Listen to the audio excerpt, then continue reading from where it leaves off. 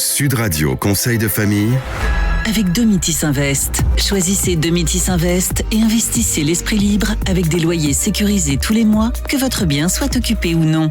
Bonsoir à toutes, bonsoir à tous, bonsoir Stéphane Moller. Bonsoir Olivier. Vous êtes associé au sein du cabinet VIA. On va répondre ce soir à Bertrand. Bertrand qui nous précise avoir plusieurs enfants et nous demande quel est le meilleur âge pour transmettre son patrimoine. Et oui, lorsqu'on a des enfants ou des petits-enfants avec un patrimoine déjà établi, se pose bien évidemment la question de la transmission de ce patrimoine. Reste à déterminer donc le meilleur moment pour transmettre. Et vous ne serez pas étonné que je vous réponde qu'il n'existe pas d'âge spécifique pour transmettre son patrimoine et que tout dépend de la situation familiale, et notamment de la composition de ce patrimoine, de sa prépondérance financière ou immobilière, du nombre et de la parenté des ayants droit et de leur propre situation familiale, mais aussi des besoins en termes de détention du capital, mais aussi de répartition des revenus au sein de la famille. On peut peut-être donner à celles et ceux qui nous écoutent quelques repères tout de même, Stéphane. Oui, il me semble important d'attendre, à minima, d'être sûr de ne pas avoir d'autres enfants avant de commencer à donner du patrimoine. Probablement même est-il raisonnable d'attendre que les ayants droit soient majeurs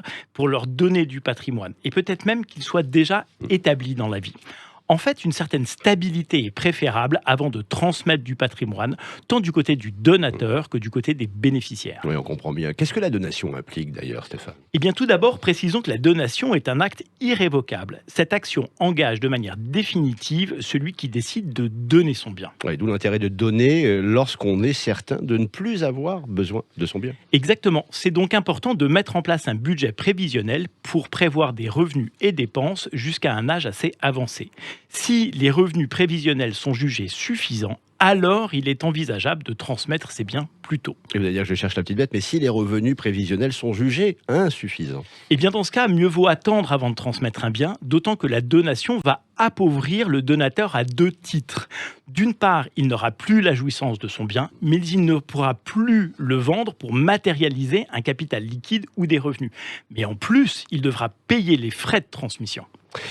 Fiscalement, Stéphane, est-ce qu'il est plus avantageux de transmettre tôt ou tard ? La fiscalité sur les successions peut s'avérer extrêmement onéreuse. 60% entre non-parents, 45% en ligne directe pour les patrimoines supérieurs à 1,8 million d'euros. Pour les tranches inférieures, la taxation varie de 5 à 40%. Mais il existe un abattement de 100 000 euros tous les 15 ans par parent à destination de chacun des enfants. Cet abattement permettra, s'il est régulièrement utilisé, de diminuer sensiblement les frais de succession. Il me semble avoir lu que le démembrement permettait aussi de diminuer les frais de succession, Stéphane. Le démembrement de propriété dont nous parlerons demain est effectivement aussi un très bon outil de transmission patrimoniale. Chronique donc à suivre. Restez à l'écoute, Bertrand. Oui, demain nous parlerons démembrement de propriété. Voilà qui est très clair. Un grand merci à vous, Stéphane Moller. Cette chronique, vous la retrouvez en podcast sur radio.fr. Et on se retrouve demain. À demain, Olivier.